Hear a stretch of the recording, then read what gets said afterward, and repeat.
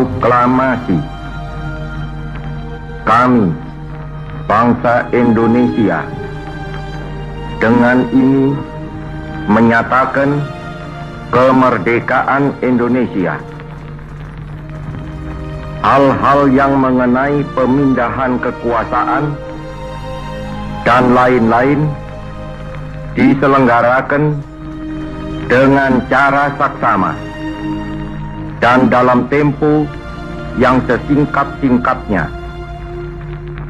Jakarta, 17 Agustus 1945, atas nama bangsa Indonesia, Soekarno, Hatta. 17 Agustus 1945, bangsa Indonesia memproklamasikan kemerdekaannya.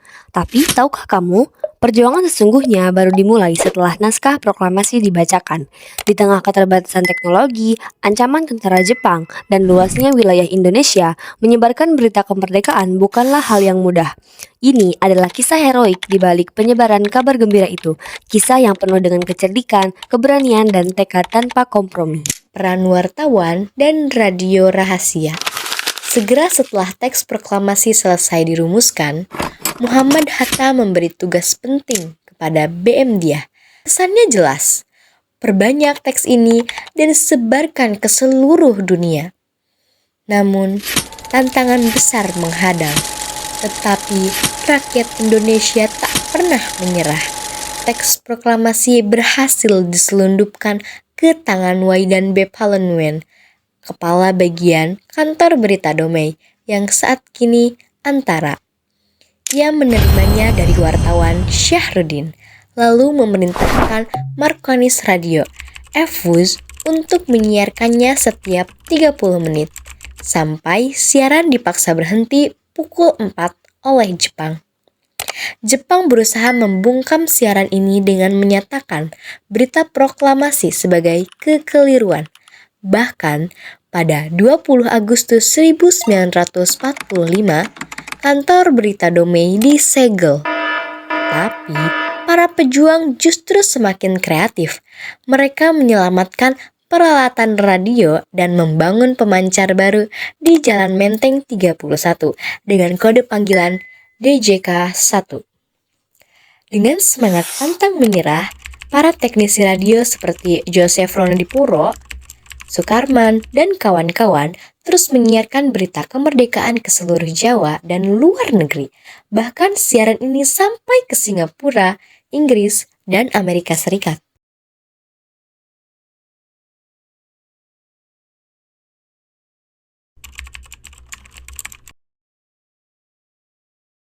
Kita sudah melihat peran media massa sebagai pembawa kabar pertama, tapi di luar Jawa, ceritanya lebih epik. Ada yang sampai via radio Australia, ada yang dibawa pulang oleh pemimpin lokal, bahkan ada yang terselamatkan oleh nyali para pelaut. Mari kita telusuri satu persatu. Yang pertama, penyebaran berita proklamasi di Sumatera. Karena belum ada alat komunikasi cepat, berita kemerdekaan dibawa secara langsung lewat kapal laut dan pesawat ke Sumatera. Teuku Muhammad Hasan yang dilantik sebagai Gubernur Sumatera pada 2 September 1945 mendapatkan tugas utamanya, yaitu menyebarkan berita proklamasi ke seluruh Sumatera. Berita proklamasi segera menyebar ke berbagai kota. Di kota Medan, rakyat segera mengibarkan bendera merah putih dan mendirikan Komite Nasional Indonesia. Di kota Padang, berita diterima melalui pelaut dan aktivis pemuda lalu disebarkan lewat surat kabar lokal. Di Palembang, berita disebarkan lewat Markonis Radio dan pemuda-pemuda pejuang. Sama seperti di Jawa, tentara Jepang di Sumatera berusaha menghalangi berita kemerdekaan. Tapi semangat rakyat lebih kuat. Mereka tetap mengadakan rapat-rapat dan aksi massa menuntut kemerdekaan. Surat kabar lokal di Sumatera juga berperan besar menerbitkan berita tentang proklamasi dan membangkitkan semangat rakyat untuk melawan segala bentuk penjajahan baru. Lewat pelaut, pedagang, dan jaringan bawah tanah, berita proklamasi akhirnya sampai juga ke daerah-daerah terpencil di Sumatera. Di Aceh, rakyat bahkan langsung bersiap mempertahankan kemerdekaan dengan kekuatan senjata. Ki Gusti Ketut Puja, gubernur untuk wilayah Sunda Kecil, bertugas mengabarkan kemerdekaan kepada rakyat Bali dan sekitarnya. Tentara Jepang di Bali mencoba menahan penyebaran berita, namun Ketut Puja bersama para pemuda tetap bergerak, mendirikan komite nasional, dan mengadakan upacara pengibaran merah putih di Denpasar. Berita pun menyebar ke Nusa Tenggara, dibawa oleh pelaut dan pejuang yang berkeliling pulau demi pulau, membawa semangat kemerdekaan. Di Pulau Kalimantan, berita proklamasi juga menyebar meski dengan perjuangan yang tak kalah berat.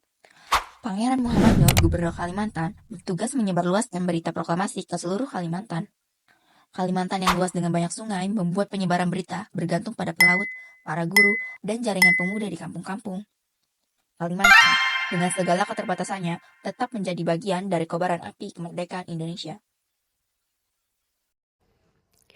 Inilah kisah perjuangan di balik kata merdeka, sebuah perjuangan yang tak kalah heroik dengan pertempuran fisik.